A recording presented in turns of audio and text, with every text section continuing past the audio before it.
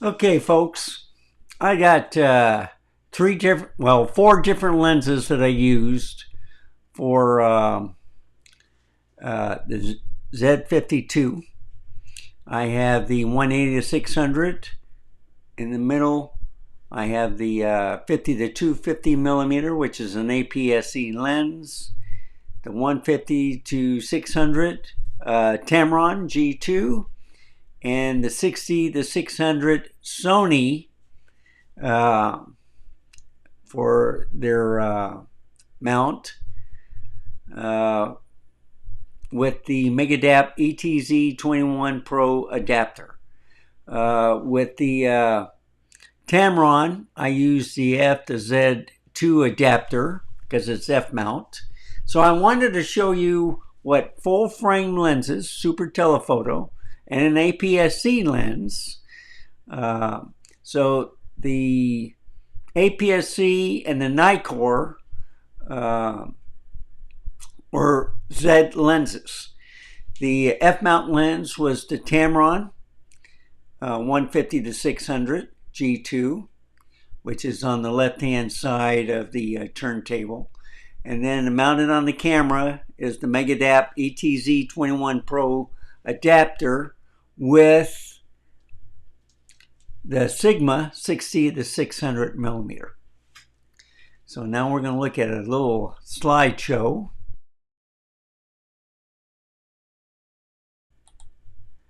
And I got to click on here.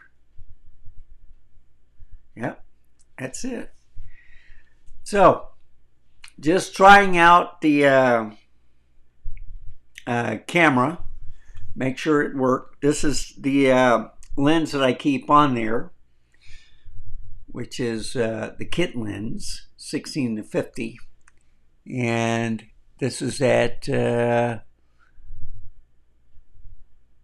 let's see, yeah, at 50 millimeter it's at 75, and this is the 16 to 50. Okay, but now I changed it to the F mount glass, which is the Tamron, and this is the 150 to 600. Okay, so it's kind of like at 600 it's a 900 millimeter equivalent with a 1.5 crop. But look how sharp this F mount glass is. It does have a problem with motion, but I had the shutter speed at 1/250th at this one. So the cat was moving. Got a picture of my, it still has some green leaves, but with the cold weather, I'm surprised it didn't die, but still going strong. And now here's a better shot of my cat. This is F-mount glass. I was on watching a live stream of Grace Westminster, and individual asked about if his Sigma would work on the Z52, and I replied, and so did Constantine, saying that it should, because with the Tamron, you can see how sharp these pictures are with this adapter and Z52. I've had other Sigma lenses that are smaller. I've had no problems with it. And as you can see, the pictures are sharp. Now, the focusing is a different story. Since it didn't recognize light bulbs, it recognized the fence. It got to the closest part it figured that I was focusing on. And I was trying to get the light bulbs. And finally, on the third time, I had to use my finger to point on the LCD screen to finally get this shot. And then went inside and got my clock. Got it working again, because when I put on the spindle right here, I put it down too low and it wouldn't work. And then I realized it wasn't high enough. Now it's working great. Went out into the front. So this is like at 300 millimeters, and this is at 900 millimeters. And I did some on the bird bath. Look how sharp that is. 1/250th of a second at 6.3, of course. And there you go.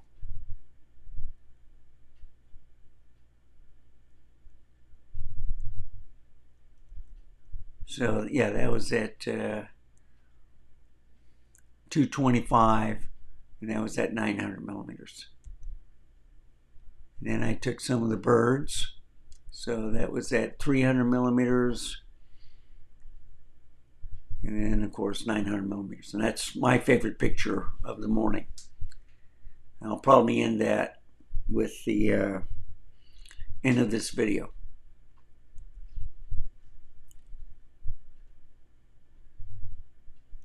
So I did some cranes.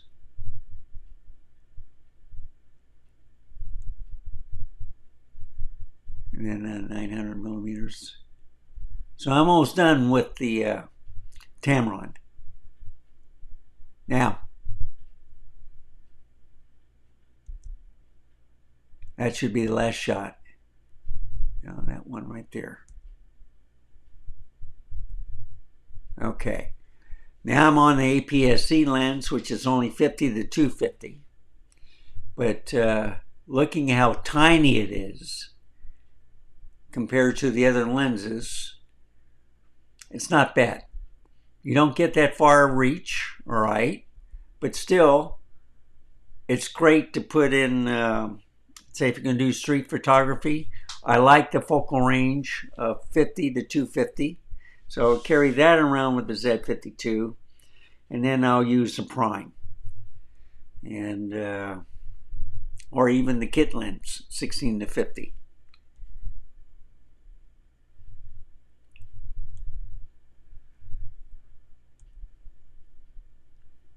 And those black spots are on the sensor, so I'm going to have to clean those. I use it quite a bit. I did have some focusing issues now and then, but basically they're pretty good shots. So at 250, this is like a 375 millimeter on full frame. So at 75 millimeters, and then 375 millimeters. All APS-C lens. Now, this is now using the 180 to 600 millimeter full frame super telephoto lens. It's 5.6 to 6.3, but look how sharp it is. And this is not like 900 millimeters I could get on the Z52.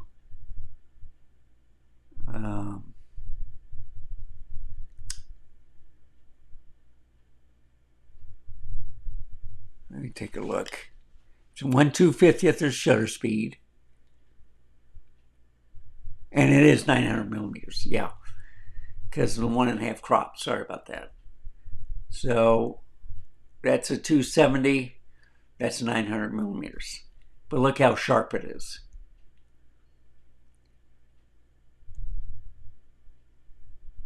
And he did a better job on the, I think that's an elevator shaft right there for the hospital. There's the 3 cranes from Lawton, or Layton, I should say, construction firm. Pretty sharp. I messed up right there, so, but got the birds at 270, then at 900 millimeters. Look how sharp.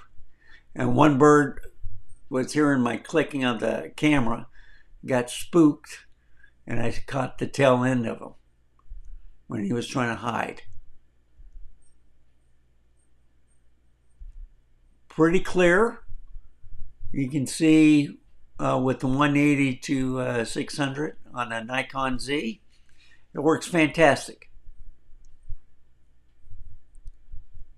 Now, I switched to the Megadap ATZ21 Pro with this. So this is at 60 to 600 Sigma lens, and it's a 4.5 to 6.3. Okay, this is a 90 millimeter, and it's at 1/1600th of an exposure, and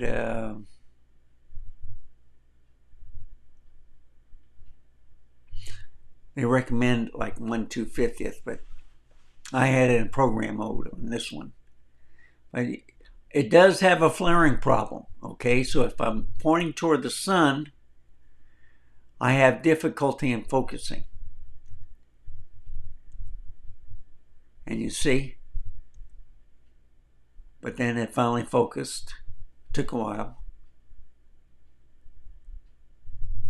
And then they went into the trees, but I still could catch them pretty much with kind of like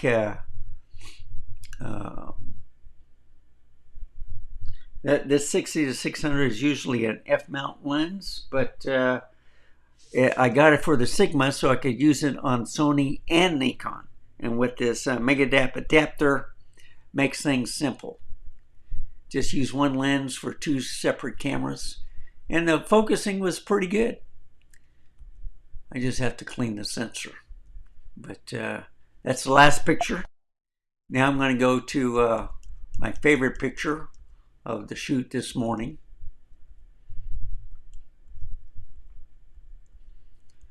And that was with the Tamron.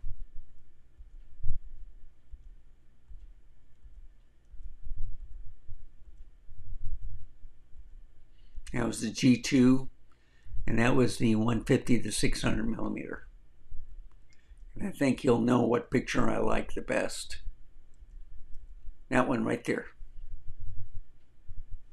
So, thank you for watching. Remember, stay safe, keep smiling. And I want to thank you, everyone. This is my 2900th video for YouTube. Thank you for tagging along, and have a wonderful day. Goodbye, folks.